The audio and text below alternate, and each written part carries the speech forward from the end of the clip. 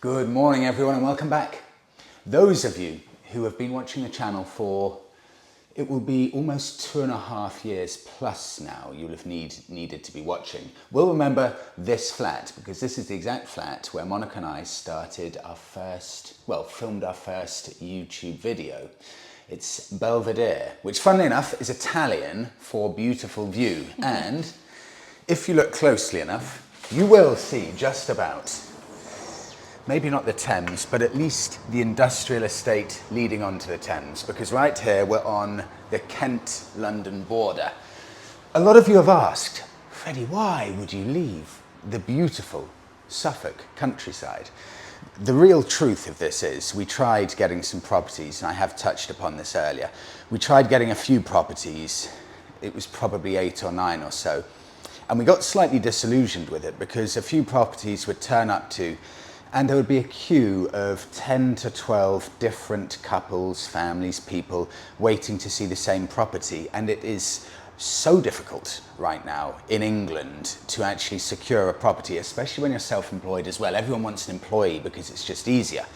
So we decided, you know what, we've spent enough time looking. Let's move back to my old place in, well, it's the London-Kent border, almost bang on. So you've got Kent exactly that side and London exactly that side, and we sit right in the middle of the two. I actually bought this place brand new, off plan, 9 years ago. I remember there was a little sales hut outside there, and I was looking for property in London, somewhere close to Greenwich, and I had a budget of £120,000. I was looking at somewhere in Thamesmead, and I went to Thamesmead and I thought, this looks a little bit too dangerous for me. So I went to the estate agent and I said, look, I don't think Thamesmead is for me. Is there anywhere else? And they said, there is a small development being built in a place called Belvedere. And I didn't know Belvedere, so I went down to the development, little salesman downstairs, and they said, look, take your pick. They're all available. 130k for a 1-bedder, 150k for a 2-bedder. You can pick any one you want because they're all available. So I picked this exact spot because I thought, well, this is nice, because it will be, surely, once it's all finished, looking out onto a view, and I've heard there may be a coffee shop coming. And this is the real key for Monika and I. There is a Starbucks downstairs. So it means I can pop off, get my Starbucks downstairs. I can then go over, get my fresh croissant from Lidl over there. There is a tool station for doing repairs to the flat and a Snap Fitness that Monika used for 1 month. I have never used it and never pretended to use it. Monika kidded herself for 1 month that she was a gym member, and then she was too shy to cancel her membership. So Monika had a membership for 9 months, only went for 1 month. And every day she would be looking outside the window. Shall I just go down and quit? Monika, just walk downstairs and quit. You have to go face to face to quit. Took an 8, 9 story. True story. Okay, but today we're back, we're settled in. These past 3 days have been horrible. I forgot how awful it is relocating and squeezing everything into the Fiat. It was 3 trips, Ipswich and back in the Fiat. Horrible. The flat's almost done though. We just need a few little finishing touches. We've got a mid-century cabinet coming, a few pictures up. Monika will do the nice little touches. This is my favourite piece. I just have to show you this. I love that. But this is it. Nice, simple little flat. So we're going to head off. Monika, I'm going to take you to Blackheath. There's an award-winning little creperie, and it's should be nice. Yeah. And it's one of my favourite bits in London. So we'll go fire up the Bonneville for our first ride back in Belvedere.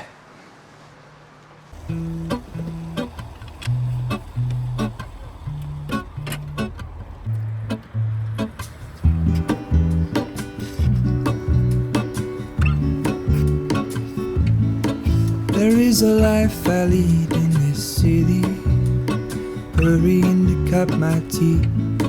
I can take what I need to get by, doesn't make it easy. The other piece of my heart moves so somewhere in the great unknown. When I return from the afterglow, will you carry me like I am whole again? Wait, hold on,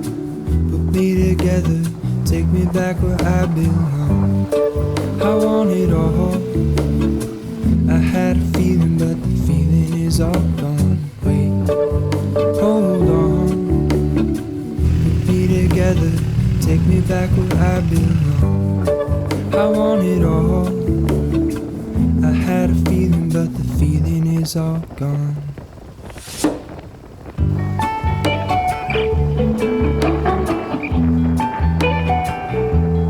Feeling is all gone.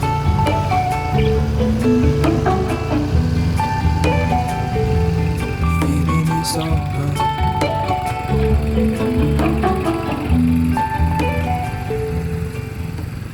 Well, Blackheath, welcome. Now, Blackheath never gets the headlines like Greenwich. If you're a tourist and you're coming to London, you'll always go to Greenwich because you've got the Maritime Museum, the place where time began, all of that kind of thing in Greenwich. That gets all of the headlines. I think the only famous stuff specifically about Blackheath is it has, and I'm being pedantic here, England's oldest golf club, not golf course, and there was a peasants' revolt here about 800 years ago or so. But apart from that, you're not going to get anything that catches the headlines. But Greenwich is 2 miles in that direction. The reason I love Blackheath, it's genuinely a village inside of London, and it just goes about life at its own speed. You know, the coffee shops are full of the locals, you get these beautiful old bookshops. This one's over 70 years old, and I have to go in because they often have first edition James Bonds in there, so I'm going to pop in there. But look at it, you wouldn't guess. Properly in London, and it's got a real, genuine village feel to it. Heath back there that Monika's just panning over to. It's a lovely spot, really, really nice. So I've picked a creperie for some food, but before that, let's pop in here.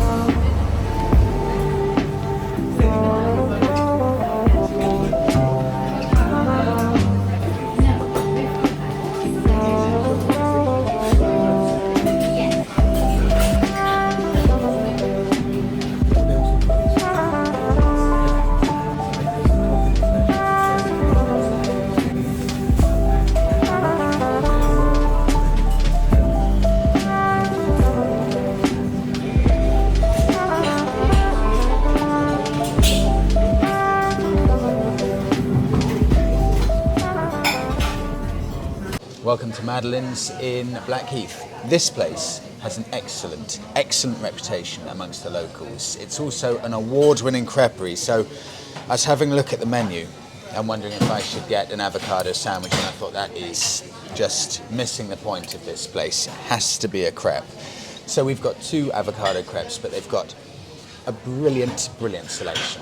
And the story of this place goes back to 1901, when there was a little girl called Madeleine living in a fishing village in Brittany, France, and she used to make crepes for all of the local fishermen. So when they come back from their day fishing, they'd all have crepes ready to eat. And that is where this whole story of Madeleine's in Blackheath started.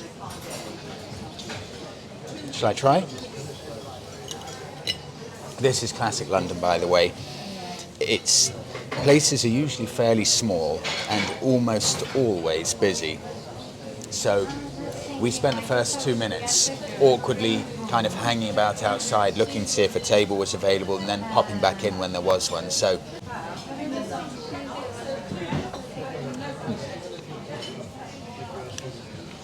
delicious.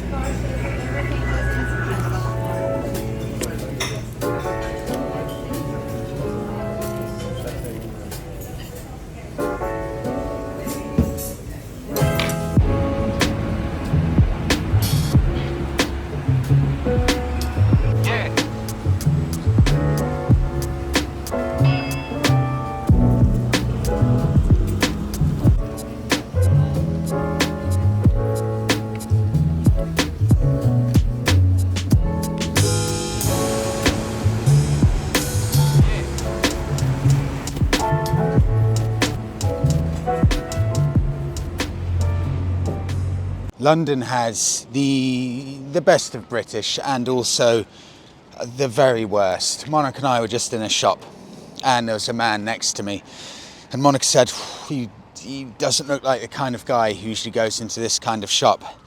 And then we're standing there looking at him, and he just spends 20 seconds just taking stuff from the shelf, putting it into his jacket, and then he looks over at us looking directly at him, and then he takes everything back out again, walks over to me and says, "I put that back because of you." And then we walk past 10 minutes later and he's back in the shop robbing. Just so blatantly robbing, you know. First day and first ride in London, and we see blatant shoplifting. Haven't seen that in 2 years and 3 months of being away from London. Of course, it exists in other places, shoplifting, of course, but it's a funny coincidence that the first day we're back. Welcome to London.